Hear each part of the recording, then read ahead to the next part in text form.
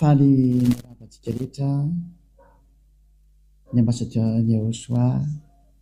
Elia. Manome voninahitra manokana ny Dada Maria Ava ary manome voninahitra ihany koa any Joshua. Tonga rehetrika eo amin'ny fampianarana vaovao. Ny androantsika dia mitondra ny laharana voalohany ny amin'izao andihana fampianarana izay ho aroso indray orinisa izao tontolo izao. Mirary soatsika etra samy tahino soasady eo am-pandenesana izao fampianarana izao ary dia miantso antsika rehetra andao hiaraka anaraka ny teny anaraka ny fampianarana. Ny lohateny moa dia hoe Iava no ny tenandry anaran'ilay Andriamanitra Abrahama ary ny ankoatran'izay zany dia tsy izy ny dikan'izay, izay no porofontsika eto indray. Dia matoa koa fa samy falidontsika ato an-tokantrano ato hiaraka sy hiaina hijery ny fampianarana ny mamarina ny anarany hoe Dada Iava, Iava. Voalohany indrindra aloha zany Andriamanitra Abrahama zany, zany Andriamanitra Abrahama zany dia Hebreo ary izy no niteraka any Ismaël sy Isaka ary avy eo nefany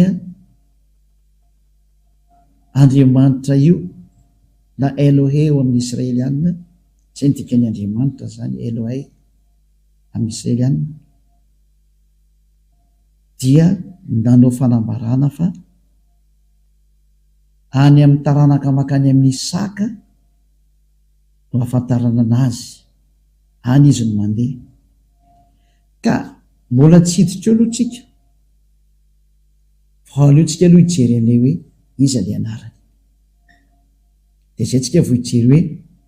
iza daholo no mahalala anazy taorianan'izay izy nahafantatra azy izay. Dia hitantsika fa ny farana tany amin'ny Moshe io fahalalana anazy io. Moshe na hoe Moizy ozy ny sasany, na hoe Moses ozy ny sasany, na hoe Mosa ozy ny silamo, dia hiaraka ho jerevantsika daholo ary ny teny nambarana io Abrahama io sy Moshe mikasika amin'ny anarany. Mialoha izany aloha zany dia hijery datitsika hoe tany amin'ny taona firy no nisy zany Abrahama zany aloha, ary tany amin'ny taona firy no nisy zany Moshe zany aloha, satria nanonona anarana tokoa ry zareo mianaka ireo. Satria azo lazaina hoe zafikely lavitra be mihitsy zany Moshe zany, zany hoe mety taranaka any amin'ny fahadimy any ho any angambany io Moshe io. Raha ataontsika hoe maka taona hoe eo amin'ny 100 taona eo zany sala taona tamin'izany dia maty, dia any amin'ny taranaka fahadimy misy an'izany ary Moshe zany taorian'ny Abrahama. Ka hojerevantsika aloha zany ndaontsika naraka kely tantara hoe tamin'ny taona firy nisian'izany i Abrahama sy Moshe zany, satria izy no niaraka tamin'io Andriamanitra io voalohany ary nanonona ny anaran'io Andriamanitra io mihitsy zareo. Dia aloha jerevantsika hoe tany amin'ny taona firy nisy azy ary ao anatin'ny boky inona no misy amin'izareo. Dia hojerevantsika hoe ny boky misy azy aloha mazava ho azy fa boky ny Israelianina zay, ary io dia efa tany amin'ny taona moins 2000 tany ho any raha ny exactitude dia eo amin'ny hoe eo moins 1800 eo angambany izy io. Andao no jerevantsika kely araka ny manampahaizana moa fa samy mahafantatra ny tantara araka ny sary misy hoe tamin'ny taona firy ny existe zany ataontsika Abrahama zany hoe jerevantsika kely somary hijery kely tsika aloha hoe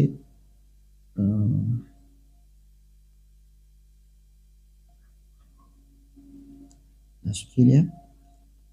tsy maintsy mbola jerentsika ataontsika miadana mihitsy.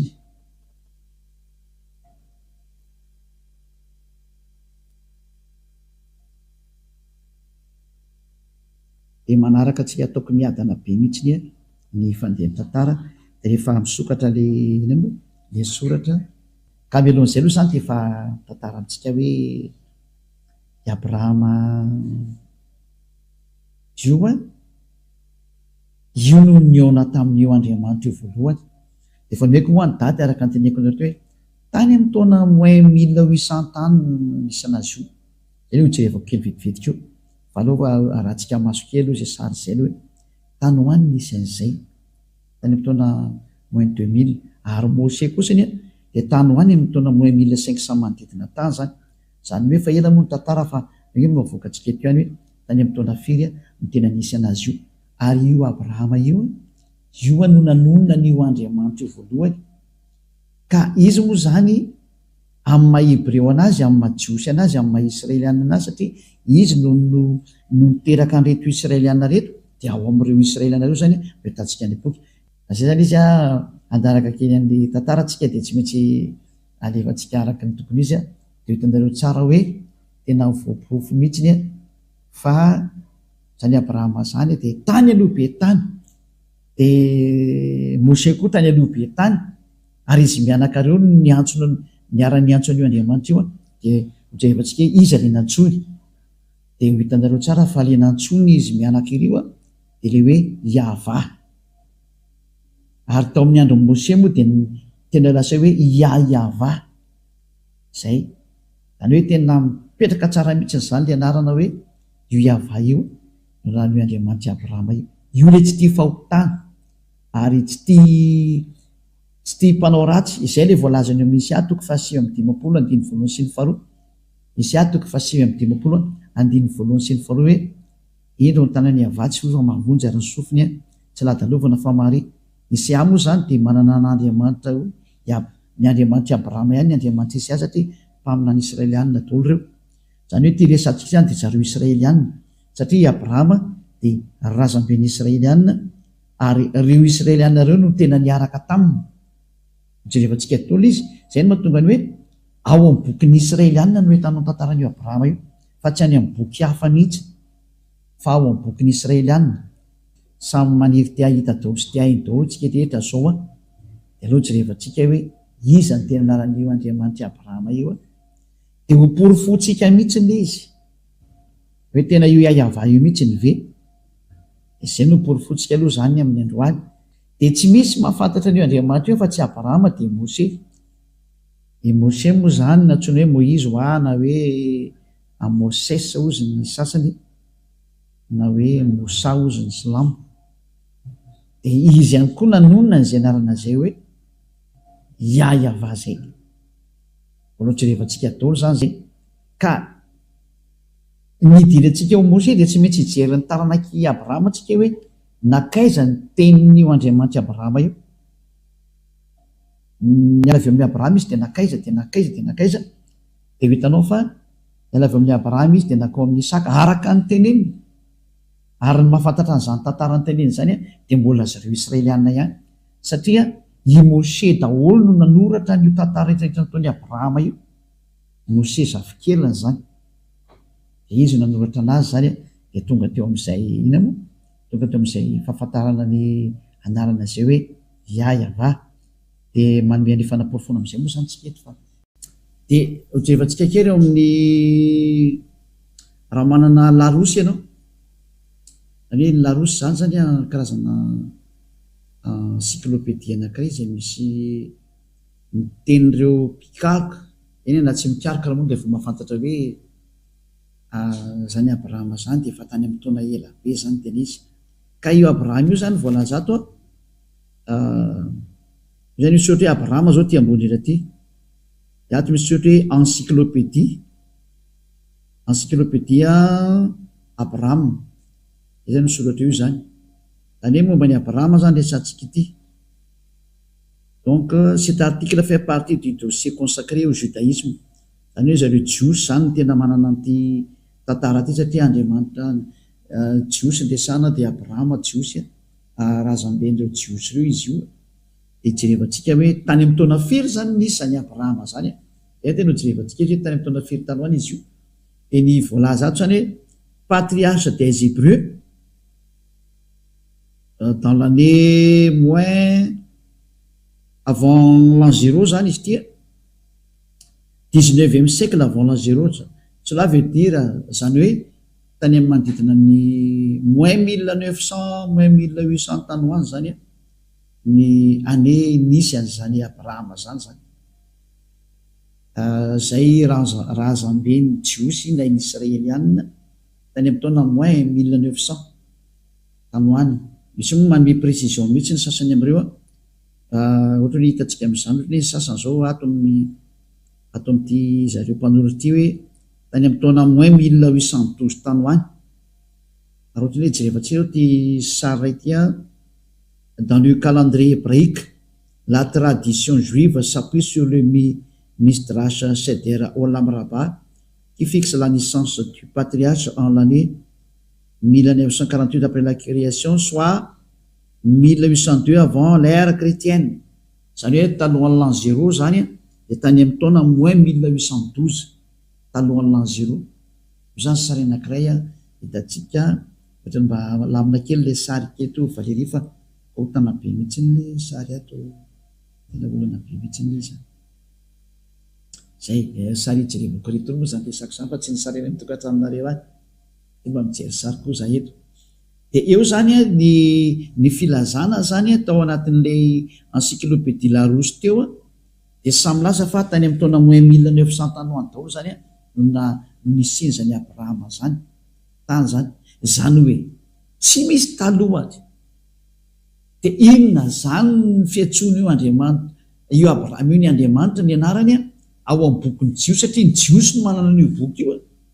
zay le hoe Sefer Torah des Juifs. Ka ny Sefer Torah zany dia ny boky ny soratany dadabe Moshe ary ao anatin'izay boky zay no misy ny tantarany Abrahama satria izy no tany amin'ny taona moins 2000 tany hoany zany moins 2000 moins 1900 eo zany dia aneo zany ny tantarana zany no jerevantsika any amin'ny boky ny Sefer Torah ny jiosy satria izy ny tranainy indrindra ary tsy misy manana boky afa-tsy zareo jiosy zany boky tranainy zay le hoe Sefer Torah. Ny boky rehetra zao taty oriana daholo raha raitsy zao ny boky ny Silamo dia tatika hatramin'ny taona plus 600 taty vao nisy ny boky ny Silamo. Zany hoe taty oriana elabe zany mbola taty oriana nateran'ilay mpamina ny farany israelianina satria ny mpamina ny farany israelianina dia ny prophète Yahoshua no anarany. Le dernier prophète des Israéliens s'appelle Yahoshua. Any hoe ny mpamina ny farany israelianina dia Yahoshua. Ary io le hoe tany amin'ny l'an 0 moa nametrahany olona anazy io lay novainy olona hoe Jesosy Kristy na hoe Jésus Christ zay c'est un faux Dieu.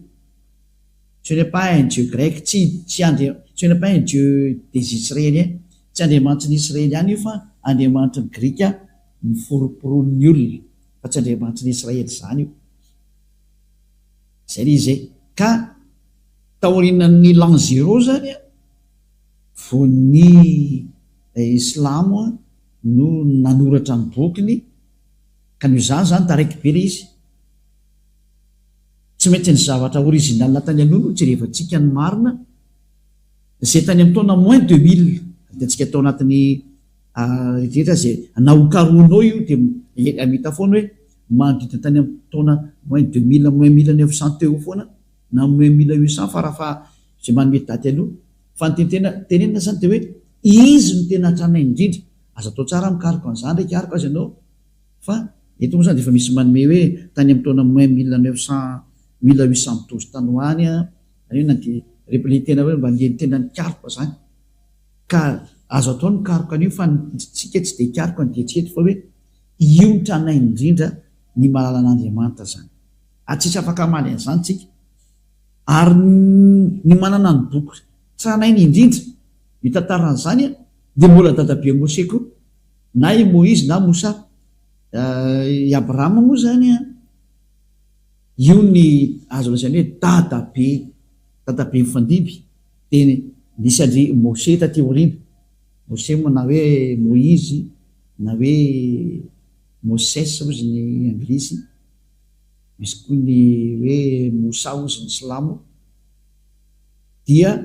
izy indray dia tany amin'ny taona moins 1500 tany ho any Mose zany rika atsika jeren'izay date de naissance Mose zay atsika approximative andray izy aloha de jerevantsika tindray aloha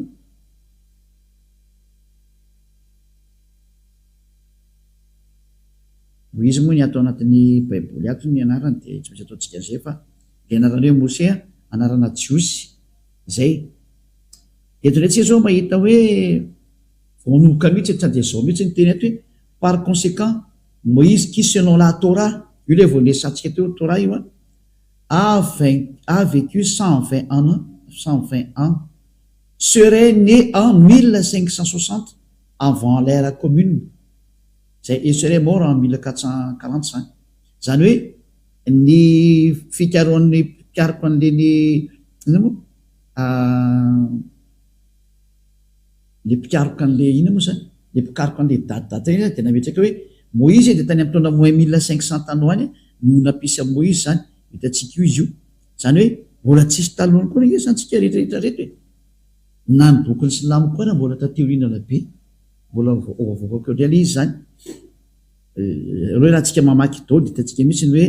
marina ny teneniko tanareo fa tsy mamorona aminareo mihitsy ny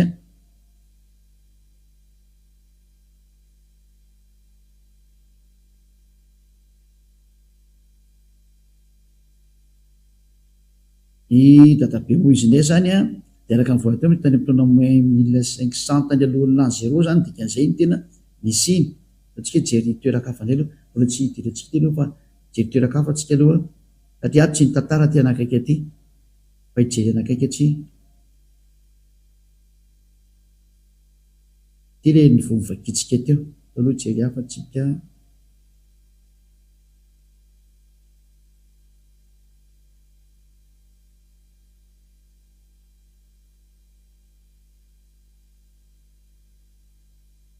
mbola tsy mahitatsika aloha fa nareo ikariko kely any le hoe manome fanareo zany hoe tany am'izany daty manodidina zany mihitsy ny daty naterahan'ny Mose zany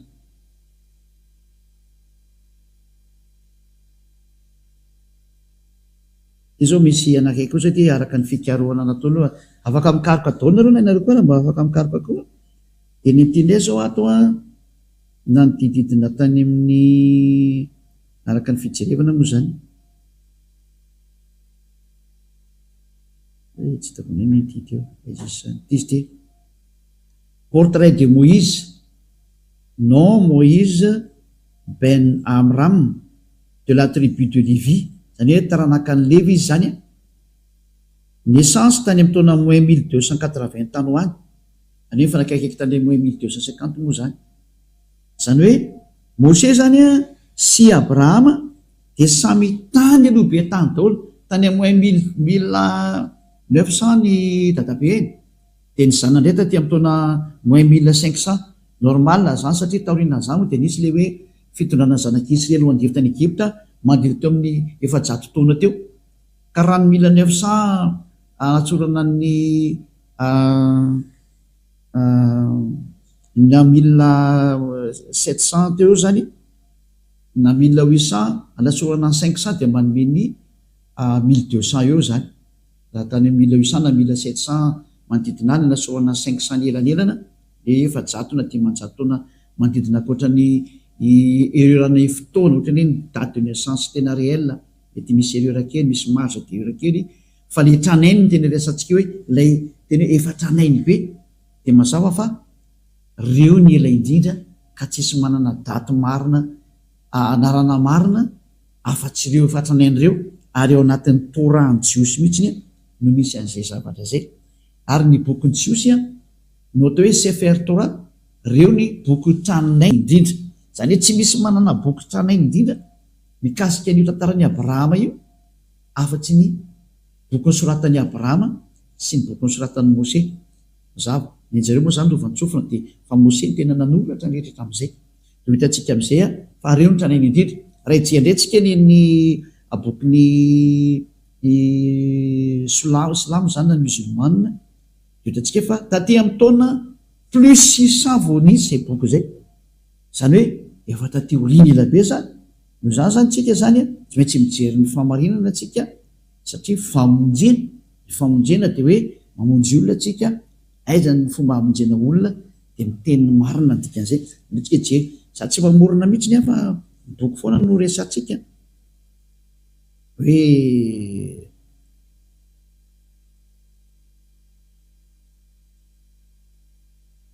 aloha rahantsika kely a.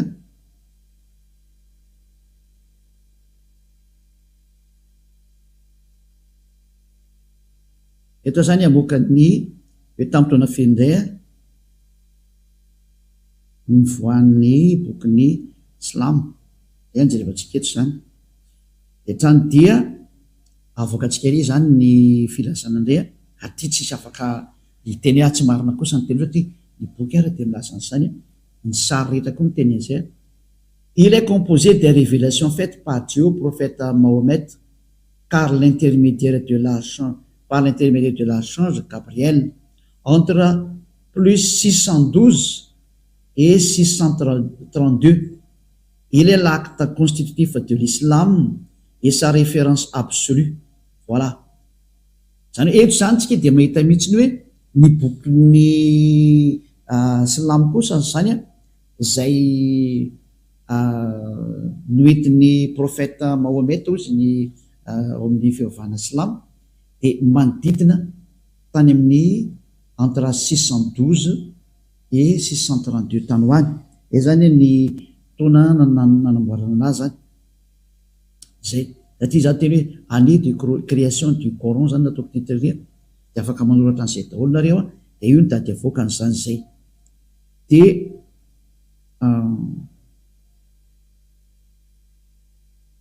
tindray misy sy mbola fanazavana anankiray. Quand est sorti le Coran, les plus anciennes versions complètes du Coran dateraient du 9e siècle, 9e siècle. Des fragments très rares pourraient remonter à la fin du 7e siècle ou du début du 8e siècle. Zany eto koa zany dia misy milaza indray hoe somary tatika hatramin'ny taona moins 600 taty ho any daholo zany le izy, zay ny tena tintenina zany zay. Ary izy nanoratra ny Coran voalaza ato mihitsy mazava be mifanatin'ny bokinareo andao zany. Dia ny voalohany dia tany moa zany dia ilay mpitarika anazy vakitsika tanareo tany dia tony anisan'ny mpanoratra tony dia ny kalifa Abu Bakr tany amin'ny taona 1632-1634. Reto zany efa ilay mpanoratra taty aoriana fa ny création créateur an'ilay izy dia efa hitantsika tanareo tarikatra hoe ny prophète Mahomet no nanoratra an'izany Coran zany, ny bokin'ny Coran zany tamin'ny alalan'ny fanambarana zany mazava ho azy Gabriel archange, anjely Gabriel zany ramizay. Dia tany amin'ny taona 1612 sy 1632 tany ho any zany. Dia mazava ho azy zany fa raha izay sary nresantsika teo zay dia ny manana ny tranainy indrindra ny amin'ny teresaka Andriamanitra Abrahama ity, satria moa ny Silamo koa miteny hoe Andriamanitra Abrahama. Ny azy moa tony hoe Ibrahim ny anaran'ny zareo ndray, fa Elia miteny hoe Abrahama satria ilay izy tany amin'ny bokin'ny Jiosy no nahitana anazy voalohany dia ny Jiosy nanona hoe Abrahama, dia zany hoe ilay Andriamanitra Abrahama zany dia tena i Abrahama mihitsy, zay no anaran'izay. Ary satria moa samy miaraka milaza fa samy miteraka ny Ismaël sy Moïse ireo na i Mose izy moa Isaka samy miaraka niteraka ireo dia mitovy ihany zany le izy ny dikan'izay sary io, satria i Abrahama dia niteraka ny Isaka sy Ismaël tokoa.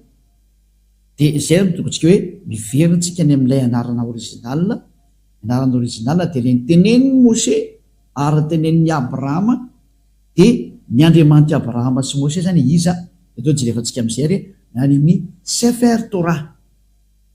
Ino atao hoe Sefer Torah? Ny bokin'ny Sefer Torah dia ny boky tranaindrindra ny soratan'i Mose, zay ny atao hoe Sefer Torah, boky soratan'i Mose io. Ary boky soratan'i Mose io ao anatin'io ny tantaran'ny Abrahama, ary atin'io tantaran'i Mose ny niarahany tamin'ny Andriamanitra sy ny niarahany tamin'ny reto Israelianina reto. Ka raha vao mino Mose ianao zany dia mino ny Abrahama dia tsy maintsy jerevantsika ny tantara original araka amin'ny bokyny jiosy ny Sefer Torah satria io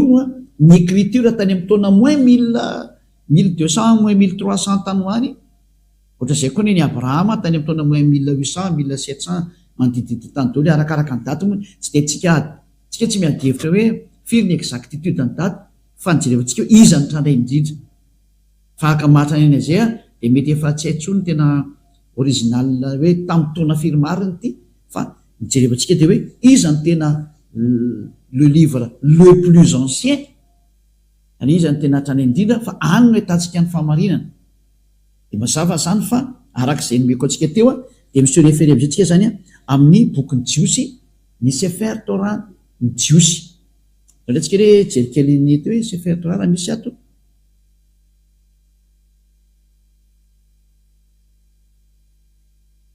zany hoe manometsika ana foana zany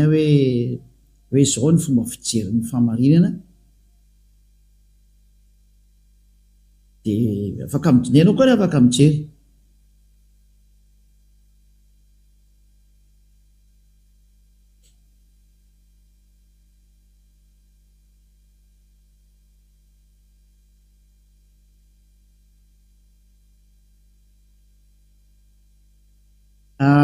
ty ny Wikipédia ny Sefer Torah ty efa tsika ampidirina le Sefer Torah en hébreu livre de Torah ou plus exactement rouleau de Torah en pluriel Sifrei Torah est une copie manuscrite de la Torah ou Pentateuch, le livre le plus saint et révéré du judaïsme. Io zany dia milaza mihitsy hoe ny Sefer Torah dia ny bokyny jiosy ilay tena tany aloha tranainy indrindra zany zay ny tena tenena am'izay sary zay zany araka ny voalaza ato zany dia ao anatin'eo zany moa ny teny nambaran'ny Moshe livre de Moshe ny atao hoe Pentateuch zany production d'un Sefer Torah io ambany indray selon la loi juive un Sefer Torah ou Sifrei Torah est une copie du texte hébreu des 5 livres de Moïse. C'est le Pentateuch. Le Pentateuch zany zay ka eto zany lay atao Sefer Torah zany dia lay boky 5 soratan'i Moshe zay le hoe Pentateuch zany mazavazany am'izay hoatsika rehetra zany hoe ny Sefer Torah zany misy ny original ny boky ny soratan'i Moshe le tany amin'ny taona moins 1200 na moins 1300 tany alohan'ny l'an 0 io zany tranainy indrindra mazava ho azy zany fa raha ijery ny anarany Andriamanitra Abrahama zany tsika dia ijery ny anarany araka ny boky ny Sefer Torah ny jiosy io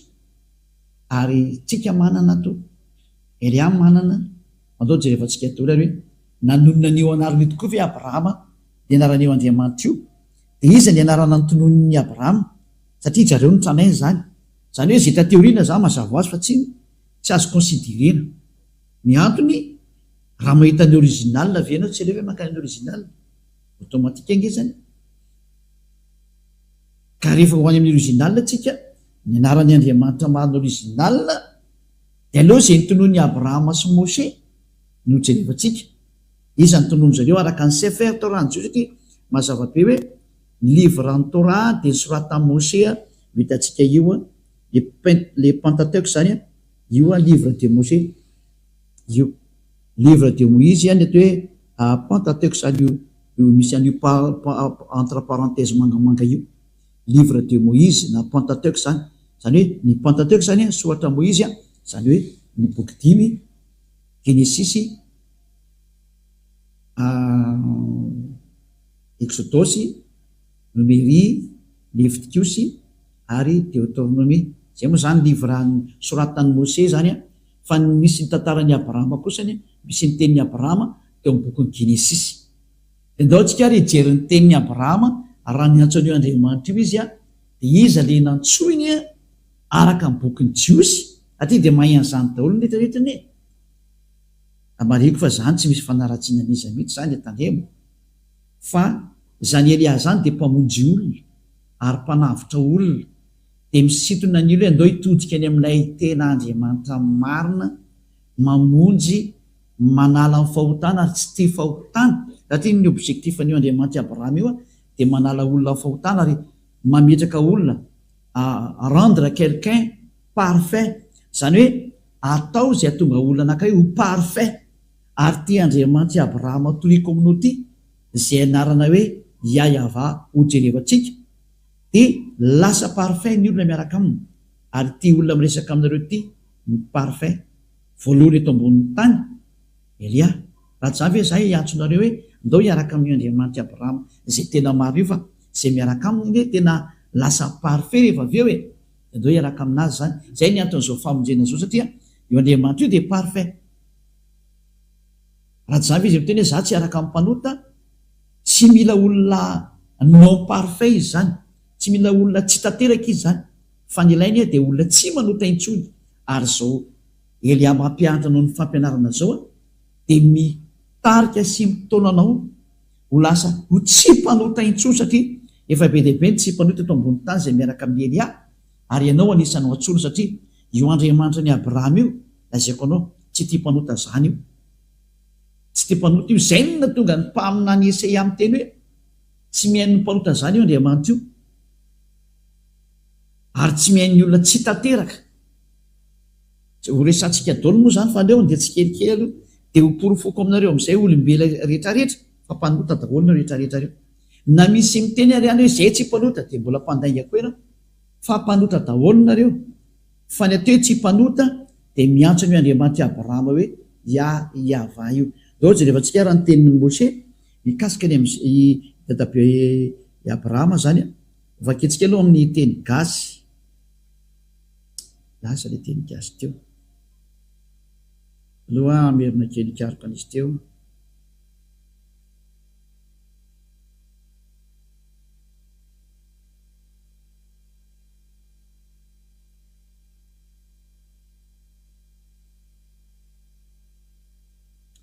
Somary jelikelytsika.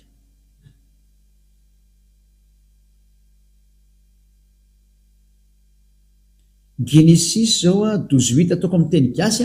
dia avy eo vadiko amin'ny teny hébreu. Genesis 12:8 zao vakitsika voalohany. Genesis 12:8, ary nifindra ny ala teo izy hankany amin'ny tendrombohitra atsinanan'ny Betela, ka nanorina ny lainy teo anelanelan'ny Betela tao andrefany Sihay tao atsinanany, dia nanorina na altara teo koa ho an'ny Yahva izy, ka niantso ny anarany Yahva. Tsy izy io fa i Abraham io resahany eto io, niantso ny anarany Yahva i Abrahama zany. Ray zay. Genesis 13:4, Genesis 13:4, dia tao amin'ny tany izay nisy ilay altara nataony tamin'ny voalohany izy, ary dia niantso ny anarany Yahva teo Abrahama. Ny Abrahama zany dia niantso an'ilay Andriamanitra tamin'ny hoe Yahva. Dao tsika ry jery an'io anarany tokoa tsika amin'ny teny jiosy, satria ty zao ohatra teny gasy ange fa sy teny hébreu. Dao vakitsika ary ny teny jiosy zany, dia vakitsika ny teny hébreu amin'ny bokiny Sefer Torah jiosy. Amaky an'ity zany tsika zao.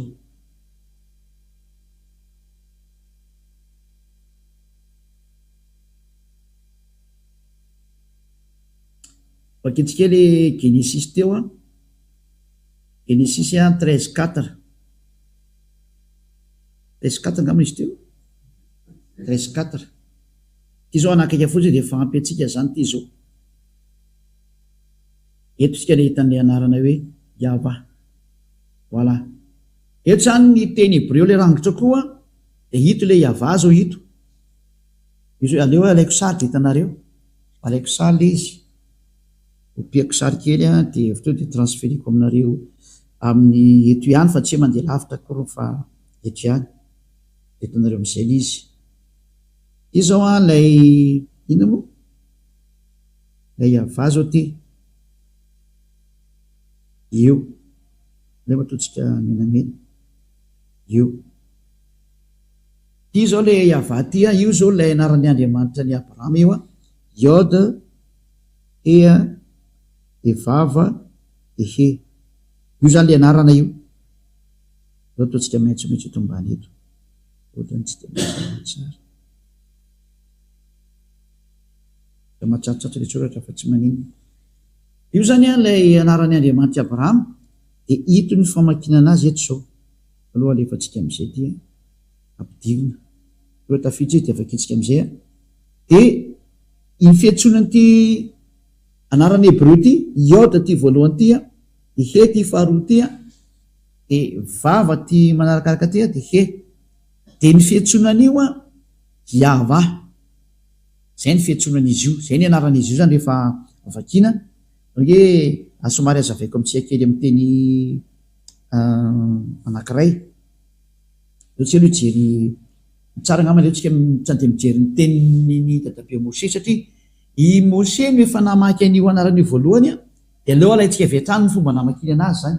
Tandy azakazaka makany amin'ny Mose satria i Abrahama ny antso an'io anarana io Yahva io dia tao jerevantsika koa ny an'i Mose zany. Iverenantsika ilay ato io. Io le Yahva teneniko anareo zany ty. Saingy ato moa zany le traduction le anarana misy miady hevitra be amin'ity anarana ty hoe ina marina tena famaky an'ity satria lay Yahva eto zany averiko alaina sary kely le mandeha. Dia hojerevantsika fomba famaky anazy dia izay mamaky an'le nanomboka anazy nefa ny afaka mifahotana. Zay ny zavatra misy zay. Dia ity Yahva ty ty Iôdy Hevy ty ito famakina anazy ito. Zao. Io famakina anazy. Dia ny famakinan'io ho ampianariko antsika eo rehefa avy eo Iôdy, Ia, dia Ahasa, dia Vea, dia Ahasa. Toy ahoana ny fomba anaovanao an'izany ka ity io vakika io fa azavaiko andreo ny fanoratana anazy. Zany hoe ny jiosy mantsy mamaky teny avy any amin'ny droite makany amin'ny gauche. Dia ny famakinan'io Yahva. Zay ho ampianariko anareo mihitsy avy eo aloha jerevantsika fotsiny le sary. Zany hoe ity zany rehefa tena vakina amin'izay ny fomba famakitsika normal dia hoe Yahva. Dia ohatrany hoe ny hitako ato kosa ny ohatrany hoe W dia ato amin'ity anelanelany ity tsy misy. Ato zany io teneniko io. Aiza ny ato ary ahoany ity fantena mipetraka daholo anakireo. Ahoany ireo tenireo satria raha amin'io teny Yahva io dia tsy hita io zavatra io. Dia ozy komantsana hoe andao ho jerevantsika daholo ny dikany ary aloha. Ho ampidiritsika le mandeha zany iny dia tafiditra iny aloha dia andao antsika rijery ny dikan'ireny. Ndao tsy aloha hiverina makany amin'ny Mose indray.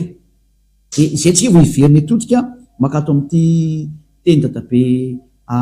Abrahama ty. Ho any amin'ny Mose tsika aloha. Dia rehefa hitantsika ny tenin'ny Mose dia voavakintsika amin'izay io. Ahoana ny famakina n'ilay anarana Yahva teo zany ndao vakitsika indray ny bokin'ny Mose zany. Izany misy anazy indray ary hatramin'ny bokin'ny Exodus ny dikan'ilay Genesis aloha amin'ny teny Hebreo dia Bereshit. Bereshit ny anaran'ny Genesis amin'ny teny Hebreo. Dia ndao tsika ary hijery amin'izay le Genesis firy misy teo bokin'ny Mose ao amin'ny Exode. Bokin'ny Exode moa dia Shemot amin'ny teny Hebreo. Io izy io Shemot amin'ny teny Hebreo. Dia ty Shemot ty zany amin'ny teny Hebreo Exodus amin'ny teny hafa firenena amin'ny anglais, Exode amin'ny teny frantsay. Dia vakitsika indray ny Exodus 15 fa ato i Mose no nanona ny anaran'ny Andriamanitra zany. Exodus 15:2. Dia hitantsika le forme le Iôdy sy E teo fa sady mampianatra anareo zany eto ny fomba famakina le teny Hebreo no mamantatra hoe iza marina ny tena anaran'ilay Andriamanitra Abrahama ny fiantsonana n'ilay anarana. Dia alefako amin'izay tsikelikely, alefako en général aloha dia idirako tsikelikely amin'izay. Dia aza matahotra fa hainao amin'izay mamaky an'io rehefa avy eo. Tily izy ilay zany le teny Azy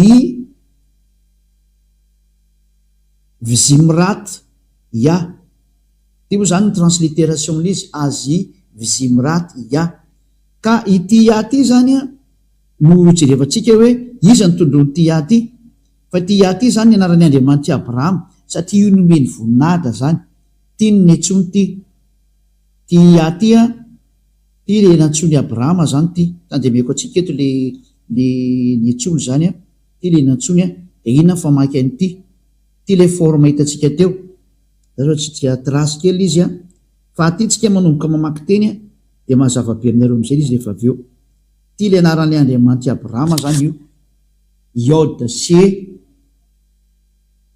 de inona famakiny an'io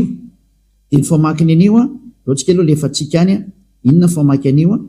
reo lefa tsika any satria averitsika tazominy io rehefa avy eo a de averitsika le mandeha inona famaky an'ity a de mamaly an'izay indray a ny famaky an'ity teny ty a de itikatra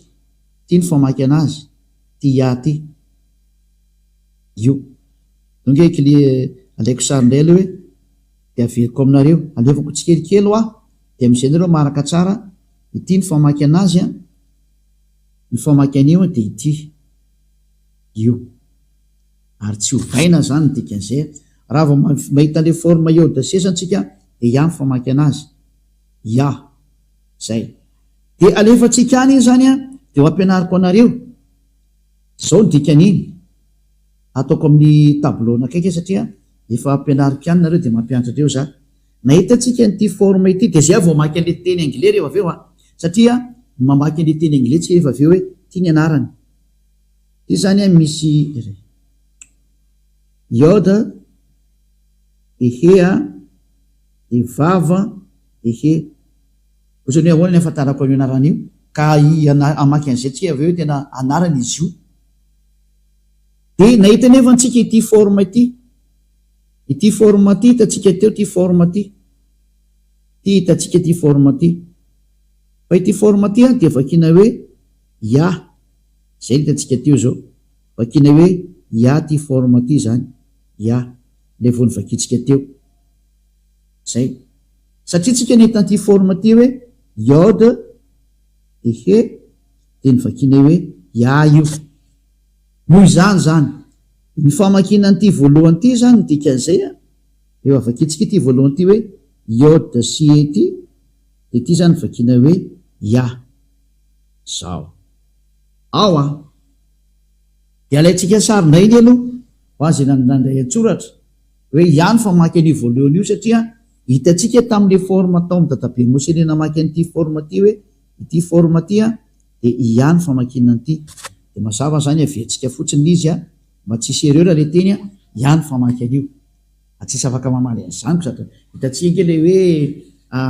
ia teo a de ny vakiny dadabe Mose hoe ia le izy de tsy misy olo afaka mamaly an'izany koa tsy marina zany hoe iarahantsika ny tateo iny izy ary mbola ivelina atsika alaiko sarina iny zany dikan'izay de primitsika any a fa vita aloha zany iny nakiray iny de ia iny a de fa lansany izy iny zay zao lasa iny zay ao andray ny famakina an'le faharoa inona le faharoa kay ty ndray le faharoa ty ny faharoa ty tandemeko ry de avy eo vao mamaky an'le anarana am'izay a ty zao aloha ngamba de vakitsika ia izy my strength amin'ny teny anglisy io zany hoe ia am a force and song ary hirahirako zany and his become my salvation ary izy de lasa famonjena he is my el zany izy no Andriamanitro and I will prepare him an habitation de ary anamboatra fitoerana ao anazy a zany hoe ity ia ty zany a no Andriamanitra ny jiosy ia no anarana ito moa sao de tena mazava-be mihitsy izy eto hoe ia io ambony io ia na hoe Yod he ia de io ny Andriamanitra ty ambany ty dikany el de Andriamanitra zany izy my el zany hoe amin'ny jiosy zany a ny Andriamanitra ny jiosy a de antsony amin'ny anarany hoe ia lay Yod sy he mazava-be zay tsisy edina hevitra tso fa de efa mazava ny teny dadabe Mose hoe ia ny fiantsonan'io de ina indray ny fiantsonan'lay anankiroa farany teo zany ao tsika hiverina indray ary any aloha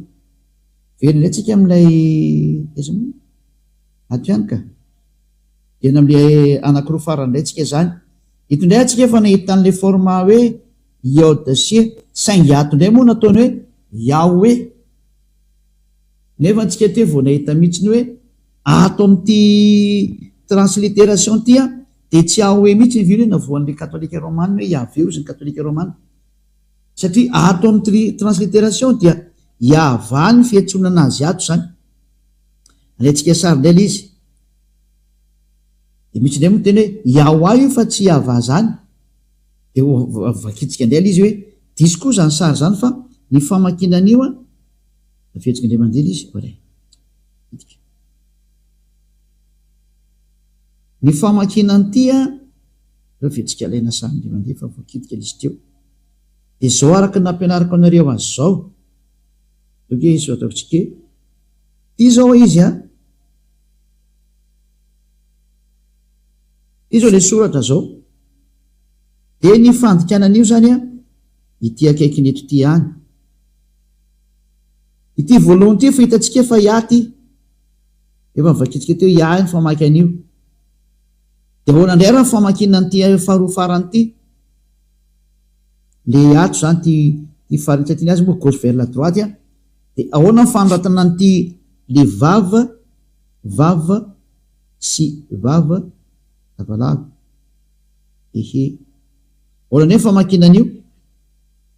de ny famakinan'io zao zareo de W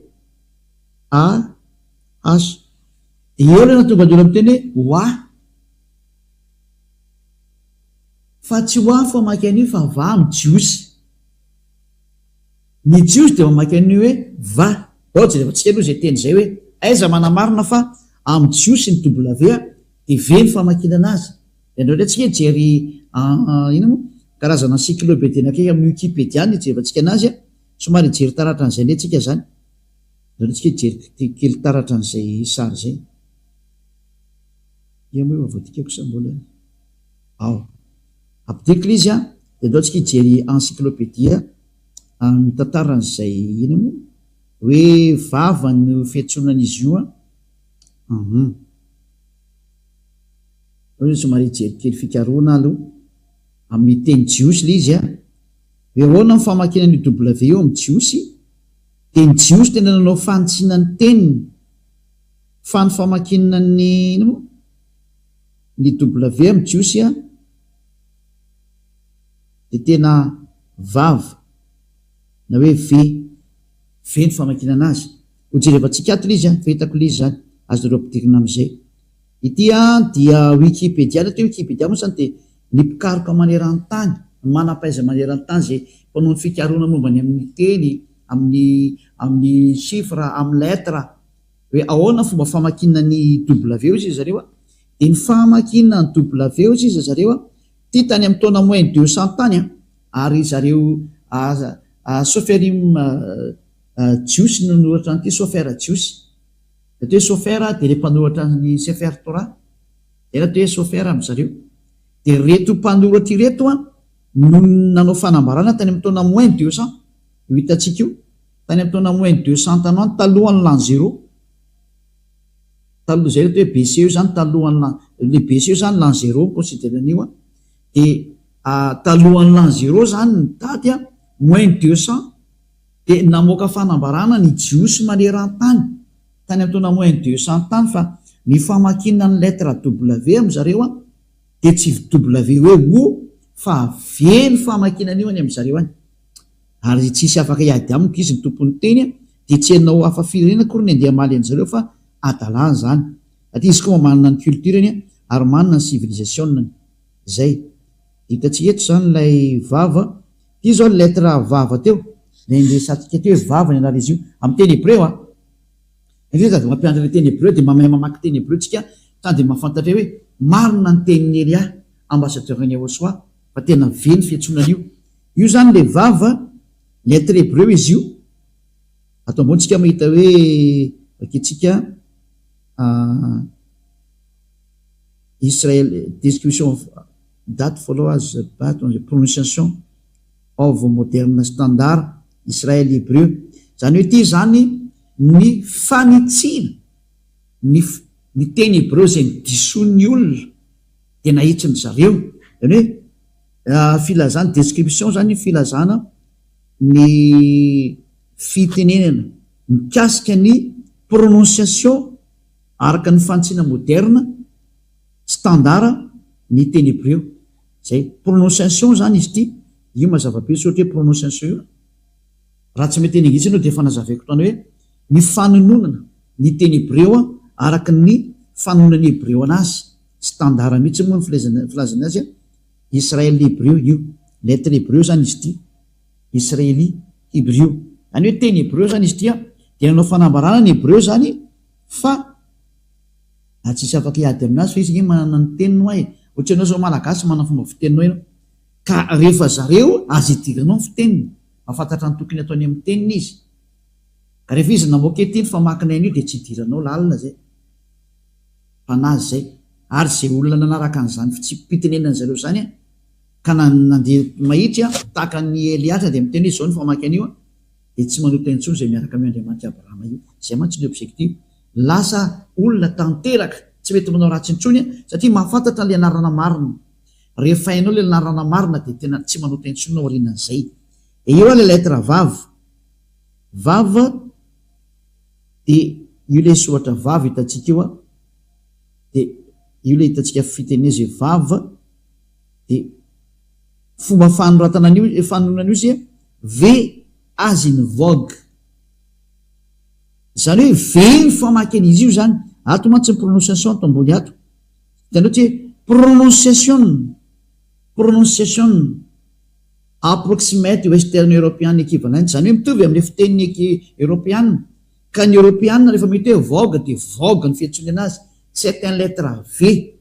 donc io zany ny fiantson'ny lettre vavy amin'ny teny hebreo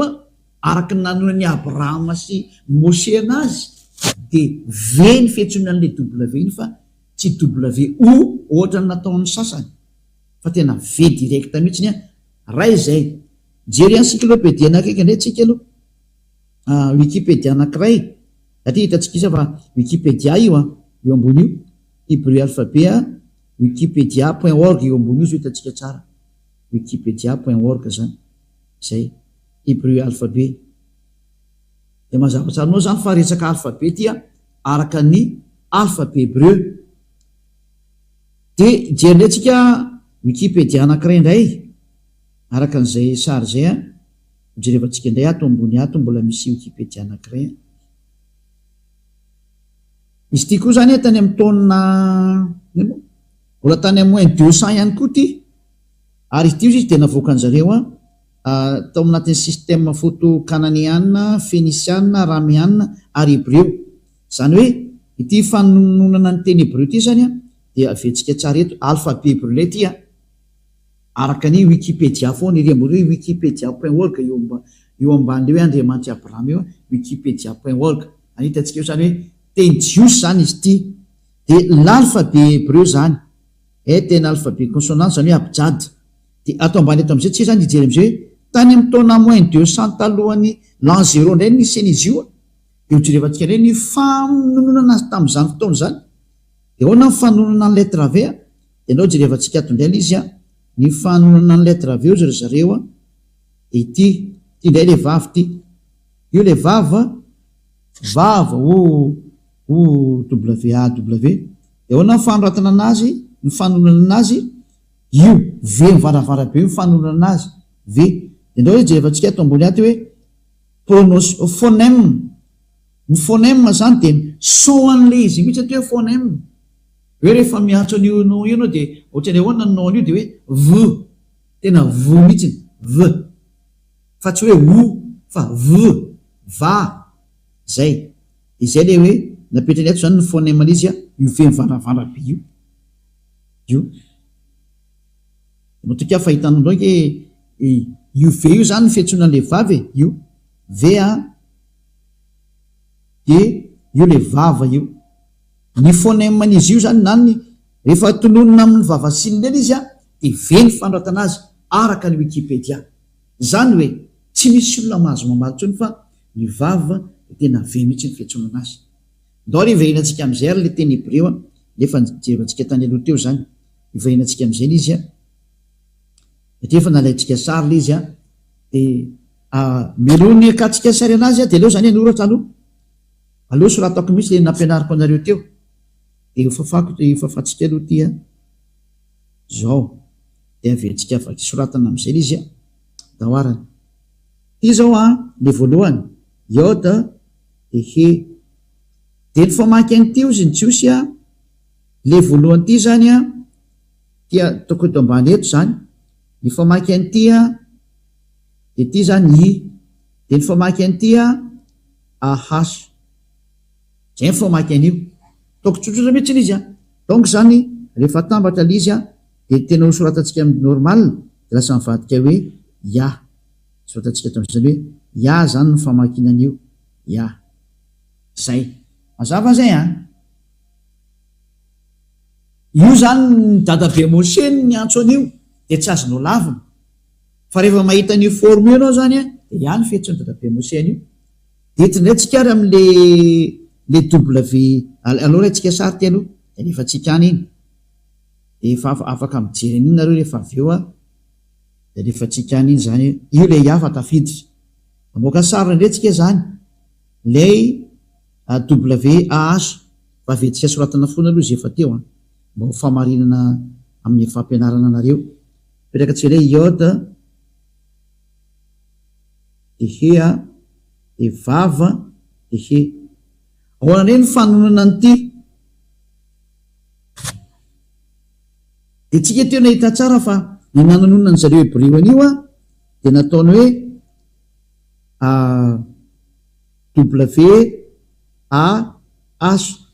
WAH zay ny voasoratra atao anatin'ny transliteration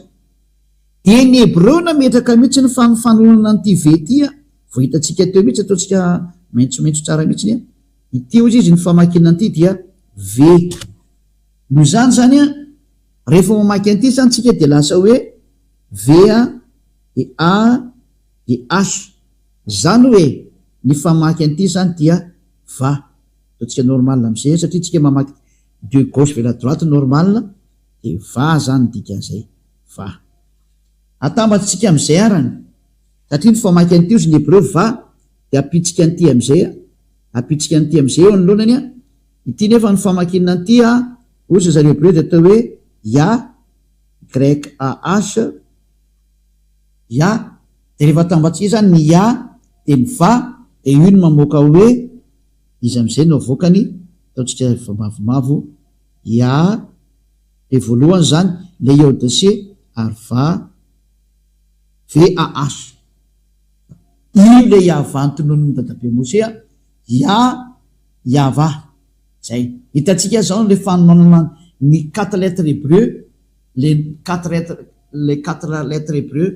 zany hoe narany hébreu zay miteziny narany Andriamanitra ny Jiosy Abrahama io Andriamanitra Abrahama satria Abrahama nanonona an'io narany hoe yava io de ny fanonana le lettre hoe iode e vava e ozy ny hébreu de yava ny fanonana an'io de tsy misy hafa firenena mahazo manovana zany satria zareo tompony no miteny an'izay dadabe Abrahama ny antso an'io Moshe ny antso an'io de ny anaran'le Andriamanitra manala ny fahotanany Jiosy mahatonga le olona tanteraka ary tsy manota intsony yava no anarany ianao zany rehefa teo afaka amin'ny fahotana tsy anota intsony tsy teo vereny amin'ny fahaverizana mandrakzay de manatonany io Andriamanitra Abrahama yava io satria sady nantsony Moshe nantsony Abrahama am'izay io nantsony izy mianaka ndao tsika hiverina am'ilay raitsika sary indray ty raha misy maniry ny fampianarana moa de efa raitsika antsoratra iny efa tsika any any iny zany verina am'izay tsika zany am'le tena soratra hébreu dao ary Exodus chapitre 15 verset 3 Exodus chapitre 15 verset 3 de zao ndray moako zany ny fandehan'le teny eto zany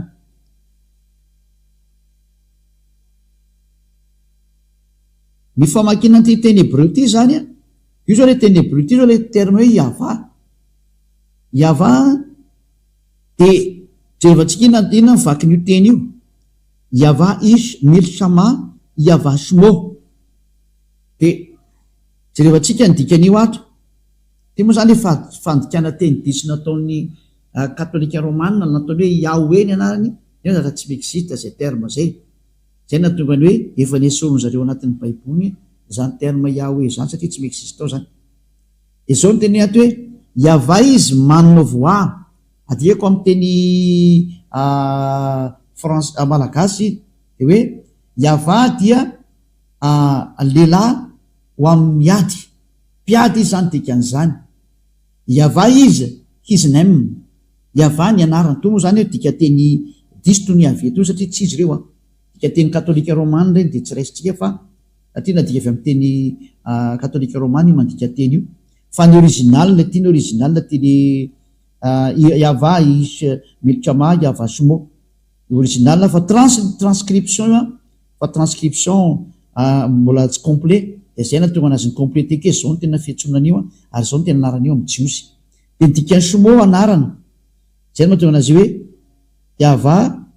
is his name dikany name zany anarana zany hoe Yava no anarana hitareo zao hoe na ny katolika romanina koa nandiso an'io samy nandiso ny protestanta nanao hoe Jehova katolika romanina nanao Yahvé de samy lasa mpanota dao izy rehetra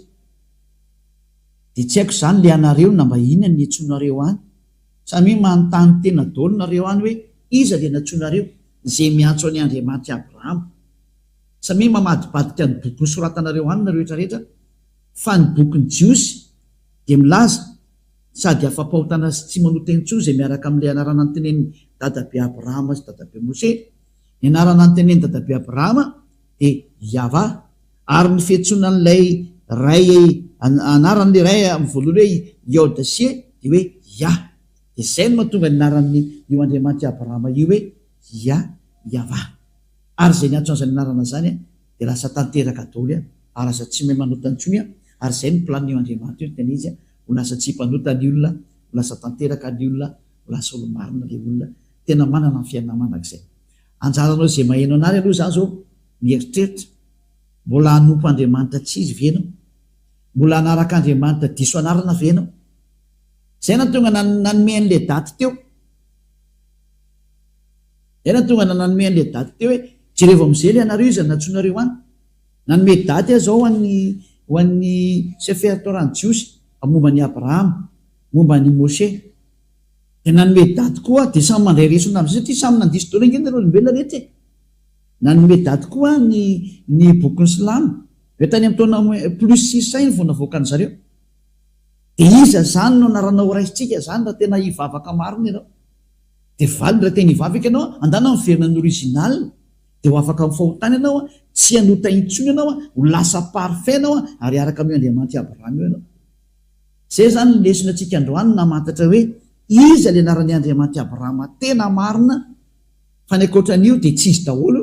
de mazava ho azy ny anaran'le Andriamanitra Abrahama tena marina dia Yava ary nantsoy ny Isaia io any amin'ny Isaia toko fa misy 24 ngaminy izy Isaia 26 mosa 24 tsy tadidiko tsara izy Isaia hoe natsoy ny Isaia mpaminany mihitsy izy io zay vako rahato le izy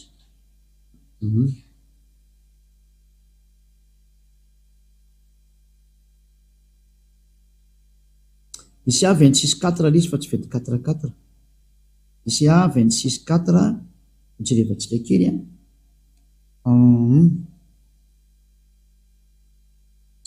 bokyny Isaia toko fahaenina amby roapolo de voateny ato mihitsy araka ny transliteration sy ny phonème zany mazava ho azy miaraka amin'ireo Isaia 26:4 ao amin'ny bokyny Sefer Torah ny jiosy Sefer Torah ny jiosy ty vakentsika ity io izy io zany le rangotra koa ny jiosy io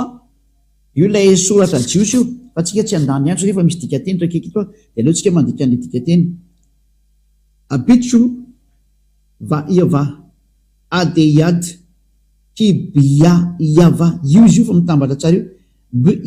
Yava tena mazava be mihitsy io tena ny anarany dada Yava zany de hoe Yava ary tena miaraka tsara izy io rahantsika mahita be nyvandravanao ke raisiko soratra hoe tena ny fiantsonana azy de tena atao hoe Yava mihitsy izy rahantsika nahita teo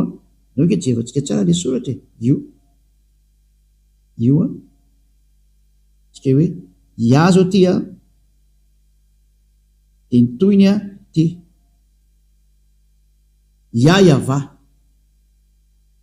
ito le soratra ito dasikely fa disitsika no le to alefa am'izay ty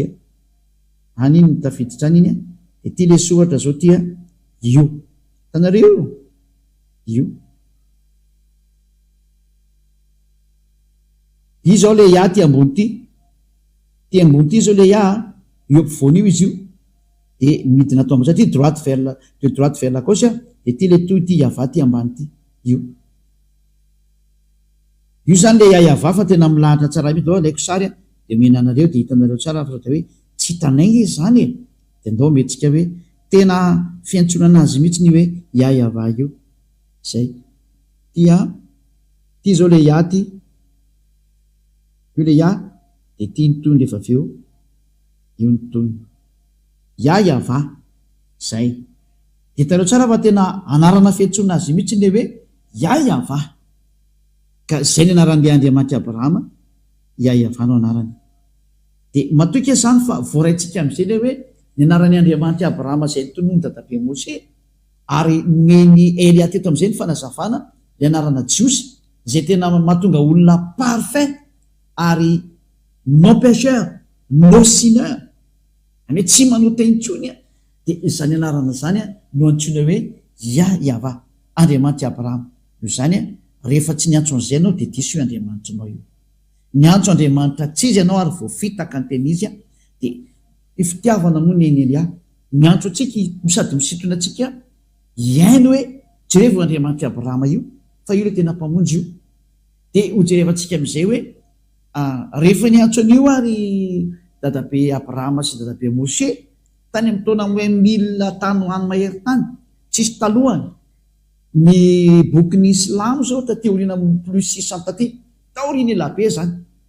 tena taoriny elabe fa ny bokyny Joseph Torah kosany tany amin'ny taona -1500 -1800 tany hoany zay zany nitraneny indrindra ka raha izay nitraneny indrindra azako anao zany tsy azo toerina zany le teny dikan'izay fa ny marina zany de ny tenin'ny dadabe Abrahama sy dadabe Mose ary niantso an'io Andriamanitra io izy mianaka tamin'ny anarana hoe iava vonjerevantsika teo zao zay ahitantsika teo donc nampikely an'izay teny zay ah hoe faranako anazy zany am'izay mba afapo tsara mihitsy nareo nao jerikely amin'ny dika teny gasy aloha de zay ho avantsika rikatra amin'ny teny manaraka izy somary kalika kely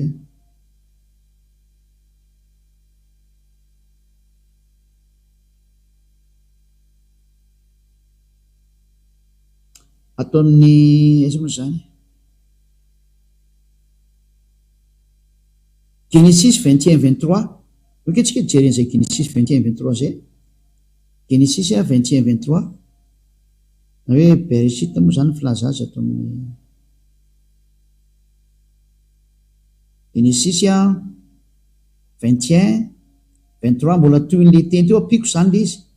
Genesis 21-23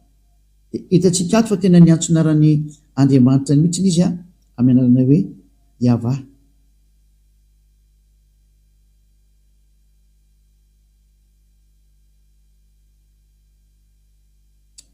izany izy teo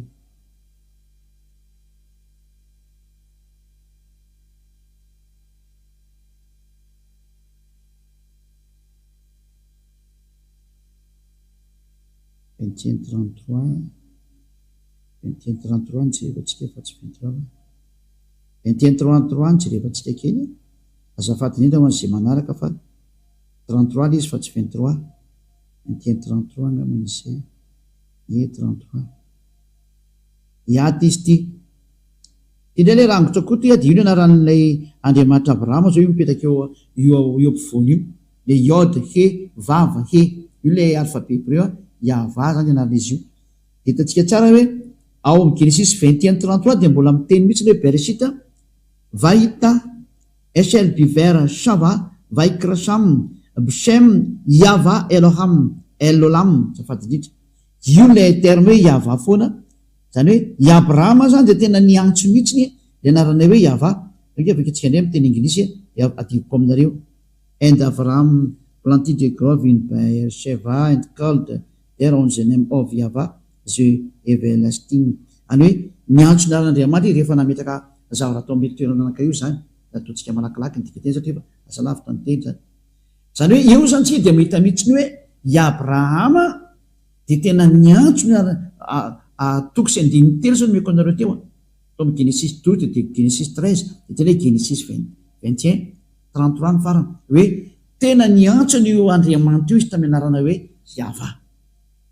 Ny Andriamanitra i Abrahama zany zay tany amin'ny taona 1900 sy Mose tany taona 1200 1300 tanoany dia tsy izy anaran'ny Andriamanitra ny fa Yahva. Rehefa tsy izay zany dia tena diso ianao ary manekenao diso satria manino famonjeny ty fitiavana anao vonjena ty tsy resakina fa hoe andao vonjena ny fanahinao. Rehefa teo vonjena zany fanahinao dia maiza menao zay. Rehefa tsy teo vonjena ny fanahinao dia aza rina dia vita.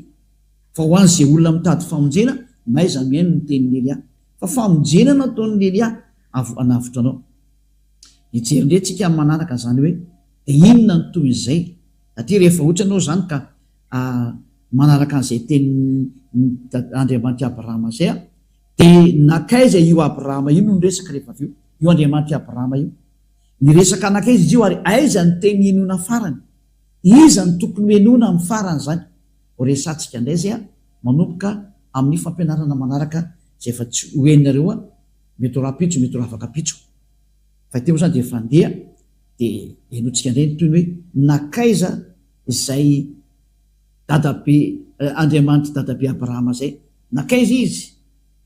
iza no mitondra n'izay mbola famarinana zay, aiza io Andriamanitra io zany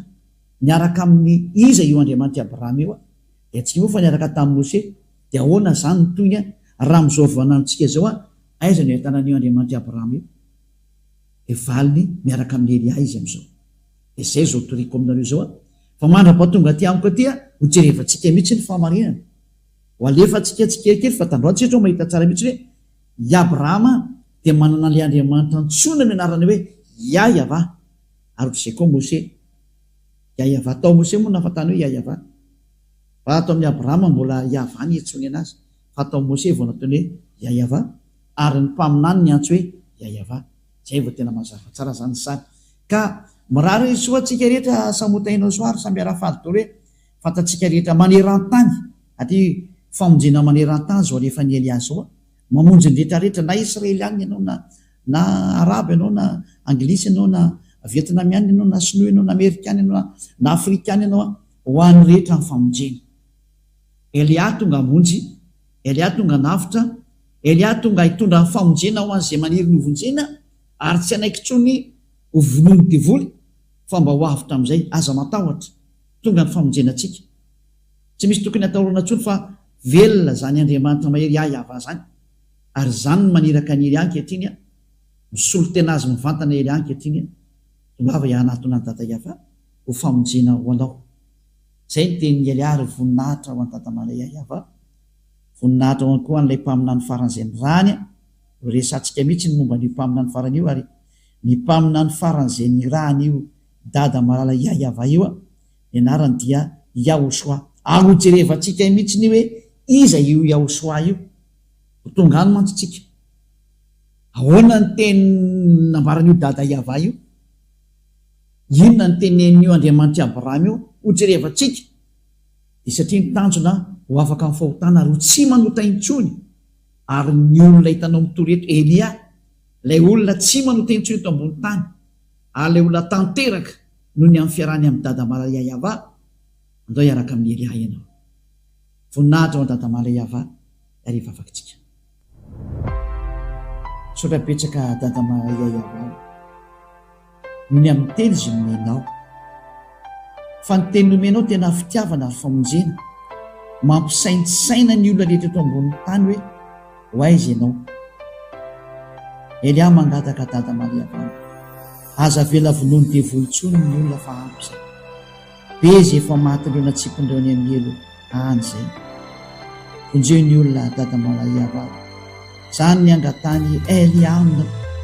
hamonjy ny olona ary hanavitra ny olona ary iaino ny tenin'ilay mpamina ny farany izay mbola ho azy avy aiko hatramin'ny Tsipriany mihitsy